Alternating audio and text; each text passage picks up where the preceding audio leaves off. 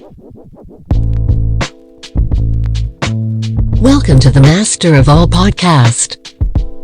The episode will start in 3, 2, 1. So it's the Jack of None Master of All podcast, episode 10. I'm your host, everyone, recording from Melbourne.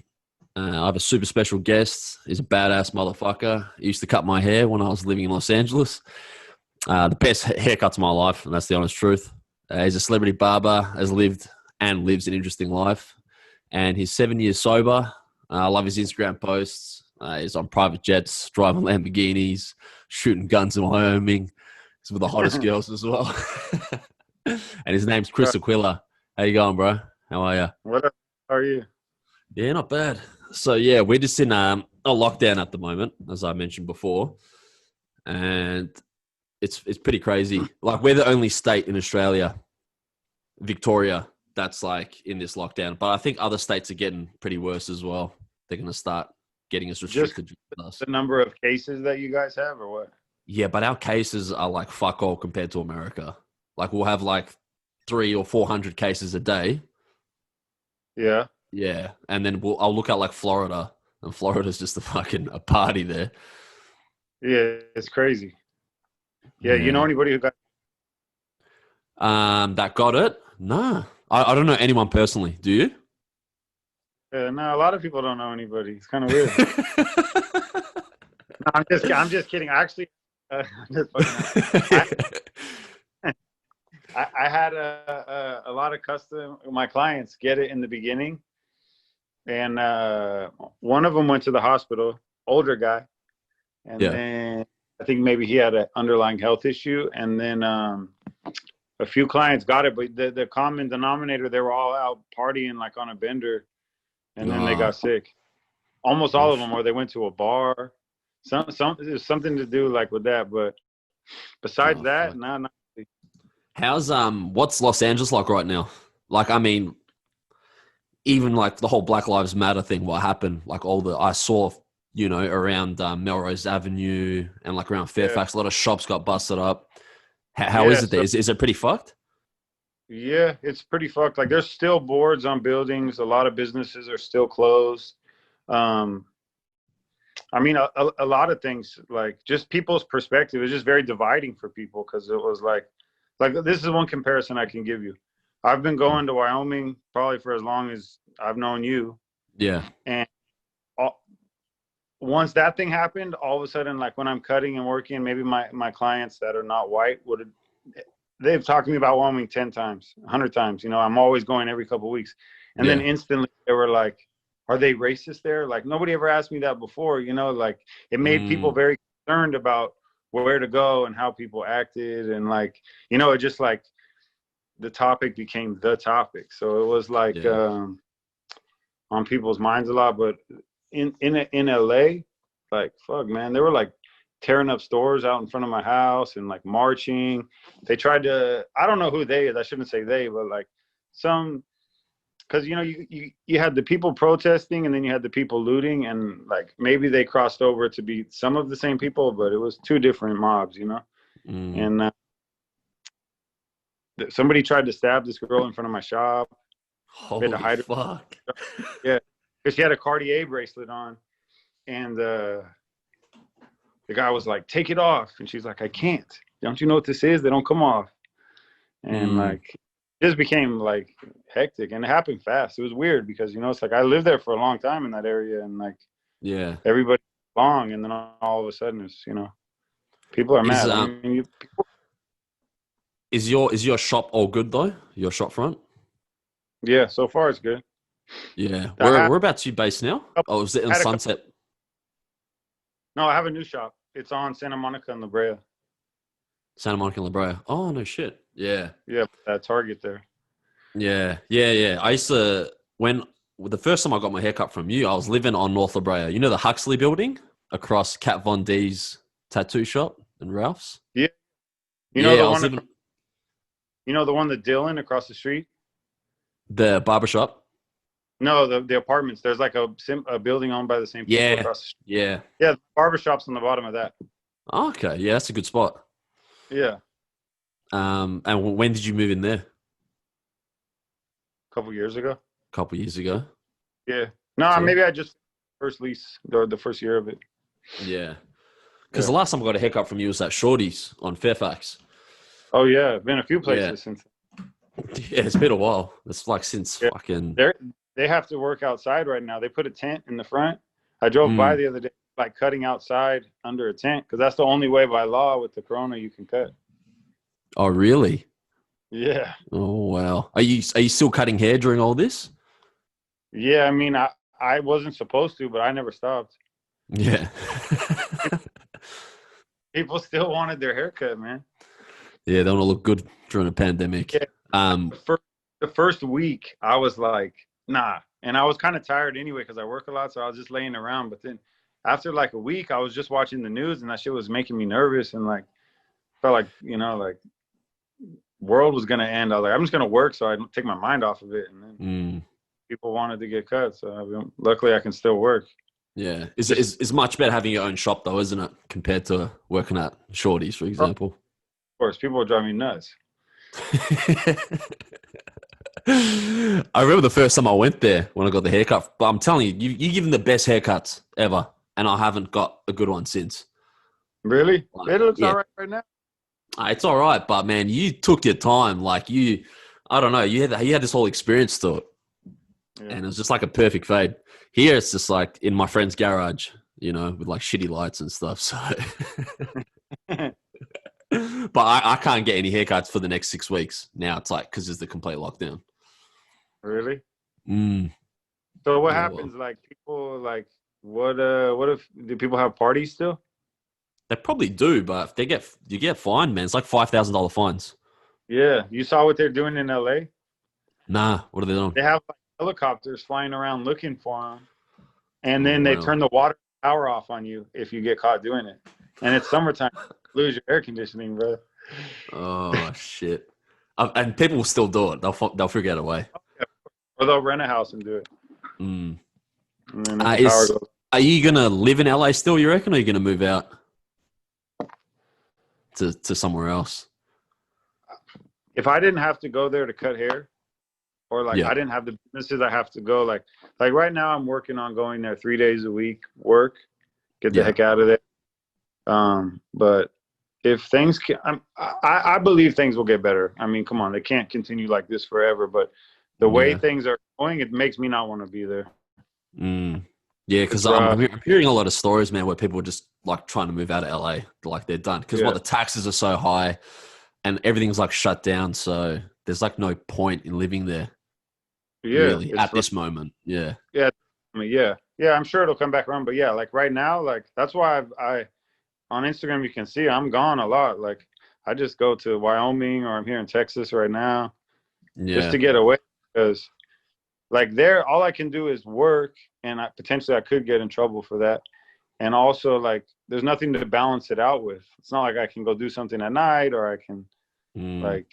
The energy's bad and just work. It's like after a few days, you just want to get the fuck out of there, man. Yeah, it's bad there, and it's bad on social media as well. Yeah, everyone's just fucking losing the plot. Yeah, and then everyone's getting into conspiracies. Oh God, right? Crazy on those. Yeah, so I took my social media off, but I reactivated it just to get in contact with you as well. Because I was like, I'm done with this. Yeah, you can go fucking rabbit hole, dude. Yeah. I'll make it look like I'm in LA right now, though. Can you see the background? Oh, shit. Yeah. Now I feel like I'm close there. Sorry? How long have you been doing the podcast? It's been like 2 months, I'd say. I get like 100,000 downloads per episode. No, I'm joking. No. I just started it. I'm not really promoting anything right now. I'm just trying to get used to it. Yeah, and practice. Plus now, got to do it through Zoom for now because I can't have any guests. But yeah, I'm sick of having like people from Australia. I want to get like a perspective, and plus, you've had an interesting life as well, and I thought you'd be good. Yeah. You're 7 years sober as of what? Yesterday was it? Yeah, yesterday. So August 6th was 7 years. That's awesome, man. Yeah, it's a long How do you time. feel? I feel good. I don't feel like I don't want to do drugs. I don't feel like doing drugs. I don't think about doing drugs. Yeah. No, that's like that whole obsession that I had or Mhm. cycle that I was in is gone. I mean, I'm sure it could come back, but How did you get it? How did you get into it? Just so like the drug, listeners know. Yeah, into uh, doing. um, well, I grew up around a lot of drugs, and when I was young, I was selling a lot of drugs, and I'd never really was. I didn't like drugs because I grew up around a lot of people that had did a lot of drugs, and I saw what it did to them, and I didn't like Mm, it. Like a lot of my aunts and uncles, you know, they don't got teeth. They smoked a lot of meth. They mm, steal shit, you know, steal your bike or whatever. You know, when you're a kid, you don't like that yeah. shit. It's not cool. So then I was just selling drugs when I was in my late teenage years to like make money. And over time, it just kind of like escalated and escalated to where like pretty quick before I was in my 20s, I was like getting my door kicked in by the cops. Fuck. And What were you yeah, like selling? Like, what was your choice of I was drugs to mostly sell? just selling a lot of weed, but we sold like mushrooms or coke or ecstasy a little bit. But it was Mm, Northern California where they grow all the weed, so it was like a lot of it. And I just had like yeah. an X. And after getting in trouble, or like I never fully got in trouble, but like them kicking in the door, like I used to get pulled over wherever I would go, or I even got registered by this. They had like a gang task force up there, and I was Mm, never in. But basically, what they do is they'll pull you over and like take pictures of your tattoos and register you as a gang member. So then uh, they can just mess with you anytime they see you after that if they suspect you of doing something. So I was targeted and I was getting harassed a lot. So I became kind of paranoid. mm, And I remember before I even knew what it was, but some girl came over to buy some weed and was like, "I don't got no money." She's like, "I took these oxys from my grandma. You're like, you want to trade?" And I was like, "I don't know what that is. I don't want that shit." To me, it's like, yeah. hell, I didn't know anything about it.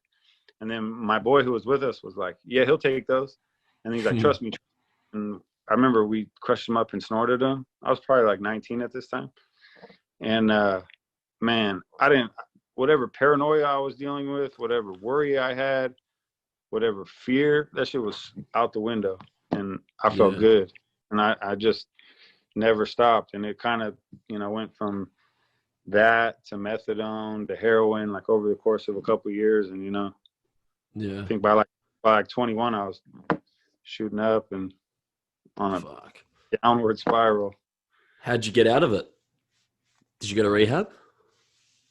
Yeah, a lot of time. I went to rehab like 7 times, I think. Um, the first time I did not want to go, so it was like probably in the beginning when I was just first starting to shoot heroin. My family had known I had like a opiate problem and I had been on methadone and they were aware of it. Like, but it was like, we thought it was like being managed. And then Mm. the problem with the methadone clinic, you know what methadone is? Methadone is like, Yeah. now what is it It's like, exactly? like, if you're addicted to some sort of opiate or heroin, the government, I believe it's the government, there's like state or federal like facilities or wherever where you go and they like give you your dose in the morning. It's like heroin addict control, I guess. Oh. Oh, It's but like, they still give you some yeah, like to do they it. become your drug. Yeah, and then you go there and you drink this thing in the morning, and then it lasts till the next day, and like you have to be there at a certain time. But basically, it's like for heroin addicts, like you give it to them, and then they just don't want to go do drugs supposedly, and they can Mm. become functional members of society. But for me, it was just like I just learned in line waiting for that medicine every morning, like what drugs are really I should be doing. I guess like the old dudes are like, Mm. try this, and like that's where real quick, because it's like I mean I was barely 20 years old and like already starting to like shoot up dope, like that's pretty young. So Yeah. it's like I learned most of it there. So anyway, my family was aware of whatever like help I was trying to get, but it didn't work. And then Yeah. I remember my girl like caught me in the bathroom shooting up, and she called my Oof. mom, and so they sent me off to some rehab for like a few months. And I thought, like, I don't know. I think if I look back, I probably just did what I had to do to get out of there because I wasn't done. I wanted to go back. Yeah. And that went off and on for like a decade, man. Shit. Yeah. So a decade of that, but then you just snapped out of it, right? No, Or there was was it times slowly?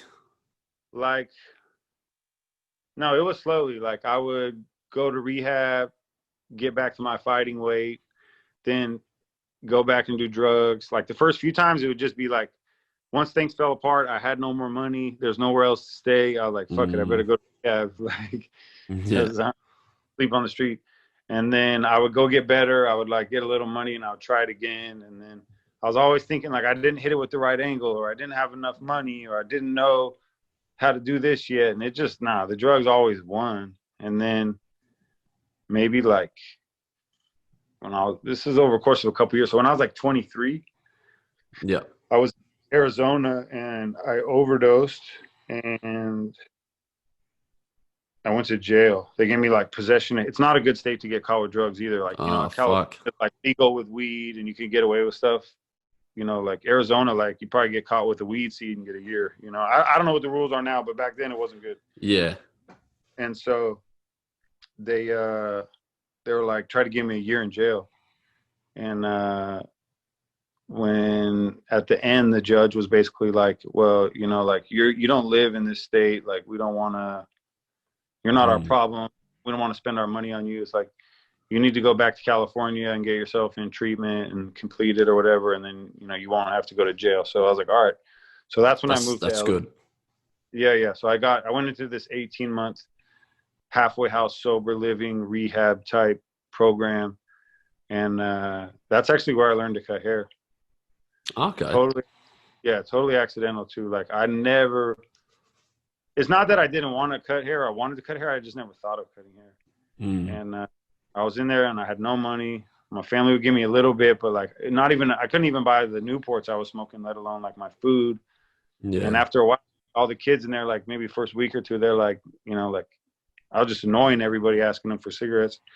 So I just started like, I don't know, giving haircuts. How that happened was kind of weird because I'd be like in the bathroom, like lining myself up or doing whatever I could. Like couldn't get a haircut. Some kid would be like, oh, do it for me, do it for me. And then like within a month, I somehow got a pair of clippers and I was like doing so much haircuts in the garage that the owner of the place was like, you can't be running a business out of here. And I'm like, look, get some cigarettes. And yeah. And then, they ended up sending me to barber school. That's good. Yeah. And so did you just like harness that energy or like that kind of addiction in just the cutting hair? Is that what you did? Yeah, pretty much. In the beginning, as much as I could, but like I was also like in hair school, you're not really like cutting. You're like sitting in a lot of classes and learning. And I was in actually a cosmetology school. I'm a barber, I guess, but I didn't even go to barber school. I went to cosmetology school, which is like that's like a beauty. They got all kinds of beauty in there. Yeah. But it kind of saved my ass because the reason it helped so much was, I had just been in trouble. I was in the house with, 30 dudes for the next year and a half. And every day I got to even go be around like 40 chicks, So it kind of like helped me get away, feel normal, balance it out. Because especially in the beginning, it's not like once I started cutting hair and I got into it, I got to work and I was like in it and doing it. But it's like, for months you're just learning about like sanitation and reading stuff, boring. I didn't really like feel like I was getting anywhere. Even the first couple months in school, I just like, there's a couple girls who were like, why are you even here? You ain't going to do hair. And like, I almost believed it. I was like, yeah, I don't know why I'm here. That's just, like. But and did you go to like a Latino barbershop? Is that where you started working as well? Yeah. So like around that same time, I started getting. Now that I had a little bit of money, I would take the bus like down La Brea towards like pretty much the what is that? The 10 freeway and La Brea. There was this little barber shop. Is that like down south of La Brea? Yeah. Yeah, by the freeway, kind of like where starting to change, neighborhoods, Yeah. And I would take the bus down there, and I worked there, and I didn't have a license. I don't think anybody there had a license. Maybe the owner did, but they barely spoke English. They weren't that accepting of me in the beginning. And Well, they call you gringo or something? They call you a gringo? Yeah, they call me like Wedo, Culeto, like all these crazy things, like all day. I just got used to it. I mean, every day I walked in, they were saying shit. And plus, half the time, they were yelling shit in Spanish. So I don't even know. I didn't speak Spanish. So it was like, I could talk shit all day and it didn't matter. But I just wanted to learn. And also I wanted to get my hair cut. And that was the best place I could find to get my hair cut. So I also figured it was the best place for me to probably learn. And it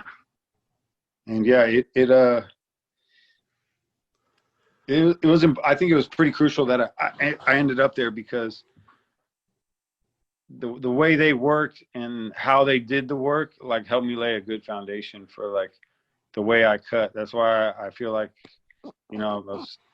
my cuts are thorough, meticulous. Like, there's like steps to the, later in life, I worked at different shops with different people who was like, I didn't realize till then, but I was like, damn, I'm glad I learned how I learned. Yeah. So I'm not fucking doing this shit. At the time. Yeah, go continue. At the time, I didn't know. Like, they would always tell me, don't be lazy, or do this, you have to do that. And like, kind of looking back, I was like, man, so it's important where you learn, or what you learn, Yeah. And it's just a lot of hard work to it, really. It doesn't come easy, especially where you're at now. Yeah. So from that, you went into, now I saw you like cutting Zac Efron's hair. You're on Khloe Kardashian's show. How did that all happen? Yeah, right. Crazy, huh? Yeah. So basically a lot of that I connect to Shorty. So once I was working in the hood, right? I had no license. I had graduated school. I might have waited a year or two before I even took the test to get my license. My mom bugged me to take it. And I was like, all right. And I did it. And then once I got my license, bro, you got to think, like, down in the hood, I made, maybe working all week, like $250 a week. Oh, fuck. Like, bro, I charge more for a haircut sometimes now. You know what I mean? Yeah. Like, so it's like, I couldn't even pay my bills down there. So once I finally got my license, I was like, all right, I got to get the fuck out of here. So then I went around, and this goes back to how I didn't go to barber school.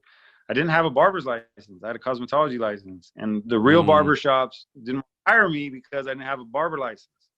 So then I'm like, shit, find something that's kind of in the middle that looks like a barber shop. Maybe there's a lot of people that are stylists that work there too. And kind of has people that are getting these short haircuts that I learned how to do down here. And somebody like on Facebook messaged me and was talking to me about it. And they're like, oh, try this place, Shorty's. And I went there, and some kid I knew was working there. So that's how I got the job there. And the reason I bring all that up is because a lot of these guys that work in there, they're really young. It had a lot of, most of the clientele there was like the LGBT community. Yeah. You know what I mean? It was a wet shop. A lot of young gay men went there.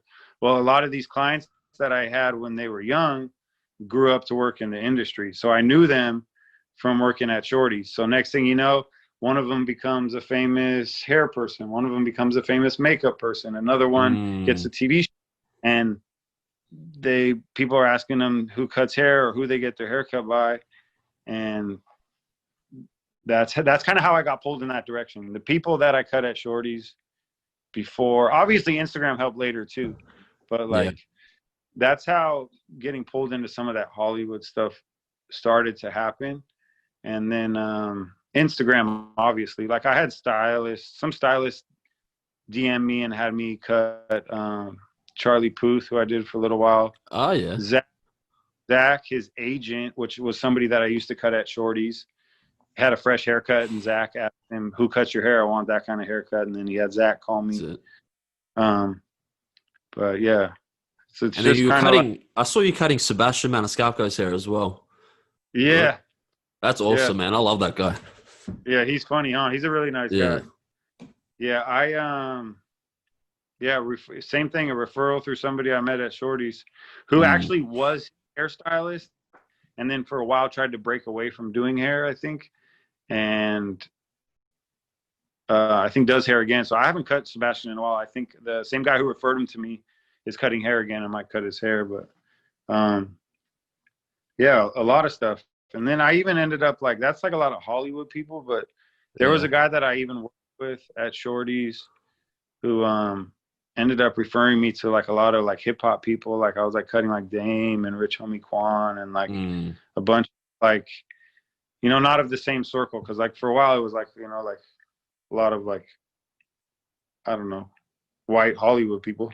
And I didn't have like any like, you know, members of like hip hop or so, you know, but it all came back to Shorty's. And as much as I didn't love working there, like it was another thing. It's just like, I'm looking back, I'm glad I did. Just like I'm glad I worked. Stepping stones. And like, you know, I was over these places way before I ever left. So I was definitely burnt out on them by the time.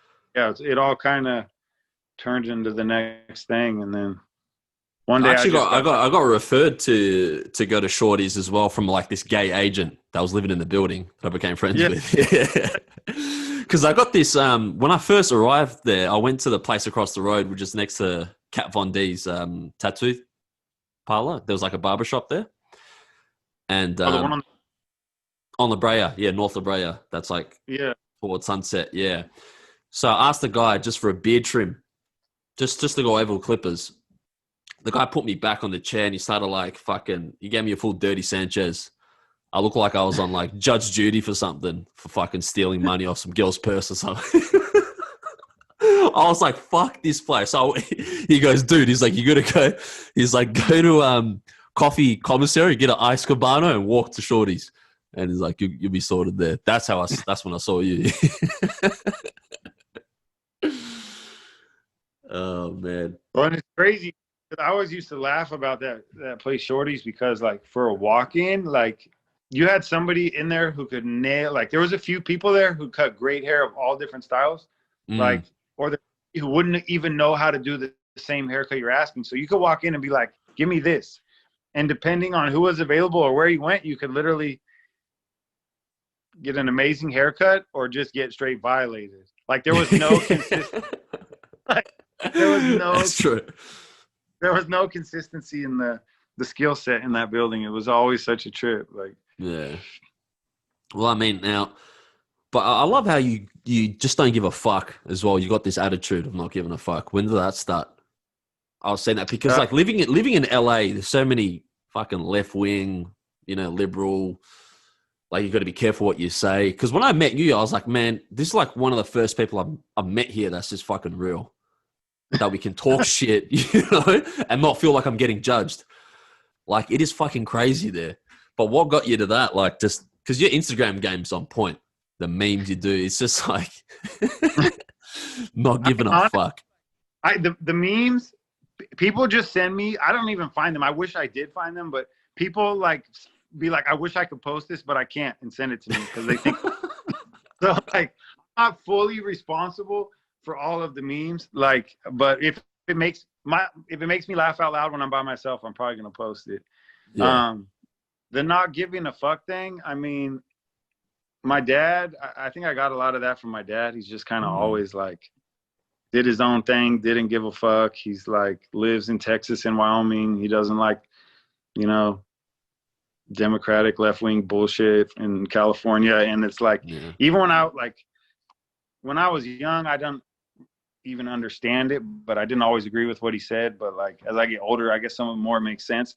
So I got some of that shit from him. And the main thing though is I got sober for a while, right? And I got like built all this life in LA, and I relapsed and got really bad. And I gotta say, I wouldn't have wanted to hang out with me when I got bad either. But I got bad, drugs started taking me down, and people either took from me, stole from me, disappeared, ghosted me, whatever. I was left like there was nobody for me at the end. Like obviously I did it to myself, but I watched everything go away and nobody tried to help. Then when I got back on my feet, everybody came right back. So I was like, yo, fuck this shit. It's like, ain't no, like, what does it matter if they're like, I'm going to say whatever the fuck I want anyway, because they're not there when shit hits. Like, I don't know. It just made me not give a shit. Like, Yeah. I don't know. That's a good like, way to look at it. Yeah. So then I was just like, I don't know. That's even actually why I put the first face tattoo on my face. It was like it's because it was kind of like, it wasn't, not a lot of people. Well, I didn't do like, wasn't definitely one of the first people, but like, it was at the beginning, I think, of a lot of people tattooing their face. And like, I almost was like if somebody was bothered by it, disturbed by it, offended by it, like, I didn't want you to talk to me. I wanted to keep people away from me. You know what I mean? And so it was just like. Yeah, I was going to ask you about that with tattoos. Like, when did you start? My first tattoo I got when I was 13. I convinced my dad to pay for it. So when I was young, I was obsessed with Dennis Rodman. Like, I wouldn't say obsessed, but like, I thought he was the coolest shit ever. Like, he was like the cool. Like, he had the hose. He didn't give a shit. He had the athlete, but he was still a G. Like, I don't know. It was like, something about him was cooler to me than everybody else. And I had a poster of him, and he had like a sun tattooed on his arm. And I didn't even know what I wanted when I went to the tattoo shop, but I told my dad I was going to get one, and he was like, all right, fuck it, let's go get you one. And then I got to the tattoo shop, and he's like, all right, well, you better pick or we're leaving. And I was like, fuck, I'm like, everything. And then I just was like, that looks like the one that Dennis Rodman had, like, just that one. Because I was like, I better pick one or I'm not going to get one. You know, now's my chance. And I got my first one, and I was like 13 years old. And it was, and then after that, like, my dad already let me do it once, so it was like, that's it. Floodgates are open. Yeah. And then we would sometimes together, or he like gave me ideas. One time, he's like, if you get this, I'll pay for it. And I'm like, all right, fuck it. Yeah. You know? And when did you start doing the face? That was like what, few years ago? Yeah, it was like, because I'm trying to remember. I think you may have had. I think I just had him on my neck when I met you. Yeah. And then maybe like shortly after, I put the big one on my face. But I don't know. I would just be driving in my car, and I would like look in the rear view, and I'd see my face, and I like started to see it before it was there. And I was like, yo, if this shit is still going on in 6 months where I'm seeing this on my face when it's not there, I'm just going to get it. Yeah. Yeah. And I did. And then, I don't know. I kind of was just like, still somewhat at the beginning of being sober again, and I was just like, kind of like, still had that, like, I didn't give a fuck more than ever. So it's kind of like, I don't know. But now they're all over my damn face. So I just did this one. Sick, though. What is it? Is it a rose? Rose? Yeah. Man, you pull it off. Like, right. you got dope tattoos. I remember that Tupac one that you had on your arm. Yeah. Yeah. And we're talking about that. And then you told me a crazy story about Tupac. Do you remember? About you hearing from someone, if you want to say it. That gay shit. What? Yeah. That one line said that the guy used to fuck him on the set of that movie. Yeah. I didn't want to believe it. I mean, honestly, because I love Pac, and I didn't want to think that shit. I blocked that out of my. Same. But I mean, the way Hollywood is and all the shit is now, and how much people's sexuality are like, have a broader view of the world. It's more believable. But back then it was like, I was like, I told the guy who told me that, why'd you tell me that? But that's heavy to hear. Guy from The Wire. Yeah, the guy from Wire said it. Yeah, Omar. When you first brought this up, I was like, wait, what did I say? Yeah, it's pretty fucked.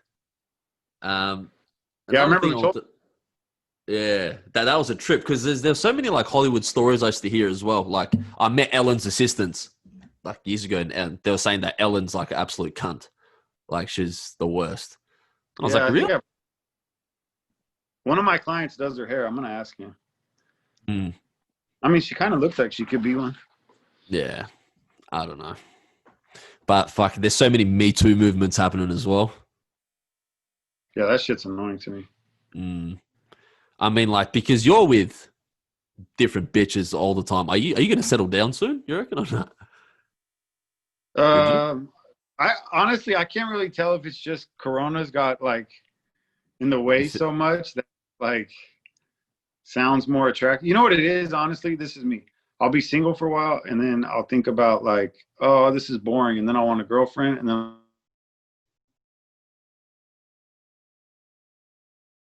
Wait, maybe someday I'll settle down. Yeah. Someday you'll settle Can you hear down. me? Yeah, I can hear you now. Yeah. Maybe, but Yeah, because I I don't know. always see you I with haven't like met. different girls. You always have got different girls on your Instagram. Yeah. Do you have like rotating? Do you have them like rotating like per week? Was that what it was like? Not now, but like what it was like before? Yeah. Right now it's kind of weird with Corona, but yeah, I don't know. Before, I think it just back to the whole not giving a fuck thing. Yeah. Just kind of. Yeah. I remember hearing a story. What was it with you and some girl that's got like a shitload of followers or something? Then you kind of like ignored her, and then she told her followers to send dick pics, and it was your number. Can you explain that? Yeah, I talked about this on my friend's podcast. Yeah. Yeah, she's like, I don't know. She was like famous. Not. I don't know what she was famous for. I don't know if she did porn or something, but she definitely like used to fuck with some rappers. I think she was like, there was like when I Googled her, there was like stuff online about her and Lil Wayne and different people. Okay. And she started like hitting me up, but she had a big Instagram following. She's famous for having a big ass. And she's DMing me all the time. And I was like, all right, whatever, let's hang out. So like, I think we went to eat at like Tokaya or some shit. And then after I hooked up with her, and then like she pulled like the, you know, like, what are we? And I'm like, I'm like on the internet, you belong to the street. You know what I mean? And she got so mad, she like threw something in my room. She's like, I make motherfuckers pay for this pussy. You got it for free. And I was like, yeah, now I like, Whoa. that's not really helpful point. I really don't, we're nothing now. But she got mad and left my house and went on her Snapchat and was like, I don't know what it said, but I'm assuming it was like, send a dick pic to this phone number and I'll send something. Who knows? I don't know. Like something like that. Yeah. And all these dudes from around the world to send dick pics and, or call, FaceTime. I don't know what it was. But bro, I couldn't use my phone. Did you get a new number? No. It stopped, but like I couldn't use my phone for like 2 days. That's fucked. I was so like, imagine your phone ringing so much. There's like multiple people calling at once, I guess. Yeah. And so what it does is I can't even put in my passcode. I can't like turn it off. I can't like I couldn't even get in the phone to turn my phone off. Like I couldn't fucking do anything. And they were sending all these dick pics, and it was so bad. I think I had to threaten her like with like, I'm gonna have my attorney call you some shit. I didn't have no attorney. I was broke. Like I was stupid, you know. Like, and fuck, she got you good though.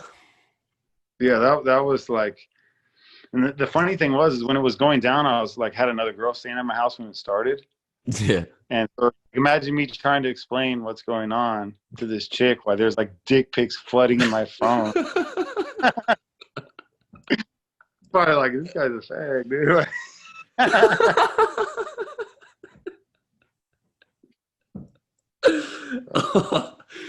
That's fucked. Yeah, I've never heard of anybody else using their social media to do that. I'm sure it happens, but if you got following, that's like a full-on back. Is that the craziest girl you've ever been with, you reckon? I think. Excuse me. Nah. Craziest? Nah. I think, honestly, I'm really good at just picking crazy ones, to be honest. That's, yeah, I got a knack for that, I think. What's next for you? What are you going to do, you reckon? Just going to keep the shop running. Yeah, I don't. I'm actually trying to like figure out because I've been cutting for like 12 years now. My body's fucking and like I don't want to cut forever. So trying to figure out ways to get into other things. I've been trying to invest some of my money lately and just try to like the last couple of years mainly too. It's like I just feel like I'm always working, and the more the business grew, it's like most days I wake up to cutting. Yeah. I cut, I shower, I go to sleep, and I start over. And I just kind of feel like my life's passing me by in a sense. Not that there's any specific thing I want to do, but I don't know, man. It's a tiring way to live. So yeah, I don't know. Coming out with some sort of a clipper and trying to sell it like on a large scale. You've got a good selection of clothes as well. Yeah, maybe something with that. Something where it's more, I can make some money in my sleep or when I'm traveling. I don't want to be, my main thing is I just don't want to be confined to one place, like to make money. Like right now I have some other stuff set up where it's like I can even be here in Texas and I'm still making money. So it's like, yeah, working on those kind of things.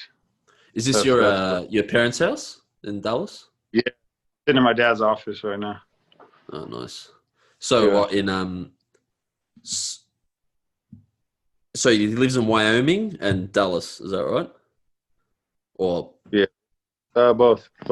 Both. Yeah, they used to live in California, but he moved here. I don't know, probably like 10 years ago. Did you grow up in California? Yeah, Northern California. Northern California. By San Francisco, like a little bit north in Sonoma County.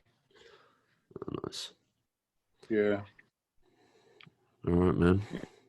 Well, I don't want to waste too much. Yeah. Yeah. Go ahead. No, continue. Yeah, like when I was talking about like all like earlier about doing drugs and having like all like the mess of stuff happen. That was in Northern California. I was in Northern California. Yeah. I pretty much lived there until I ended up in LA in that house. So that's where Well, that's good that you're fucking all sobered up now, 7 years, Long time, man. Fucking crazy. Keep going at it. But yeah, well, time will tell with all this bullshit happening. I don't know what the fuck. It's just the whole uncertainty is killing people, So what does stage 4 mean? Stage 4 means we can't leave a 5-kilometer radius. We can't visit other people. We can only go to the shops, like supermarkets or like pharmacies, like pure essentials. The rest is all closed. So if you start breaching, if you breach this, you get in trouble. So we're the only state that's really harsh right now in Australia. It's pretty miserable. But can we do? We can't do shit. What are people doing for money? For money, we've got something called Centrelink here. It's like government payouts. So people are getting that. Yeah, which is all right. You know what? Per fortnight, people are getting like 1,500 every 2 weeks. For playing Fortnite? Yeah, 1,500. Yeah, every 2 weeks, 1,500. In America. Yeah, so it's not bad like that. But in the States, that would never happen. There's no like government care like that. Yeah, you can only get like unemployment. They have unemployment, and then I think I didn't fill any out because I was obviously working, but I think some people they get like if you qualify, you get like another $600. But I know people that had like pretty shitty jobs are making more money now than if they were working. So I know when some places started to open back up again, people were like, "Nah, I'm not coming." That's going to create another problem in itself. Yeah. I think the worst is going to come in like 2 to 3 years from now. Like I don't think we've seen the worst of it yet. Of the virus or No, of not the virus. I think the aftermath, like just everyone's like the economy, businesses being shut down. Yeah. And I don't know. Like even like live performances, you can't see shit. You know, concerts, stand-up comedy. Music. It's just a weird time. And everyone's just immersed into the internet now, social media. So that's why it's pretty full on there. Yeah, and it's so hard to like. It's so easy to, at least for me. Like obviously, I know like what I believe or like think about things, but you start to watch videos that go in one direction. It's easy to like start. Yeah, I agree with that. And then the next day I'm watching something else, and I'm like, then I get confused, and I'm like, I can't watch. No. Yeah, it does. It does consume people. There's a lot of conspiracy theorists out there going crazy now, and there's fucking the pedophiles, all that shit, the Epsteins. Did you see the Epstein documentary? I didn't watch the documentary, but I was reading about it a lot last year. That's pretty fucked up. Wow, disgusting. And they're like relating it. Like, say that again. No. Continue. Oh, like you know, like it just makes like when you look online, it just makes it seem like all of Hollywood does that, and like I'm sure maybe some do, some don't, but I mean, I've been around a decent amount of people, and I've never seen anything like that. So it's like it's just hard for me head to fathom. Like, yeah, it's nuts. A lot of people here believe that. They think like Hollywood is just that, like pedophiles, fucking sex cults, Illuminati. That's the fucking worst. I remember before I moved to America, this girl was like, everyone in Hollywood is an Illuminati.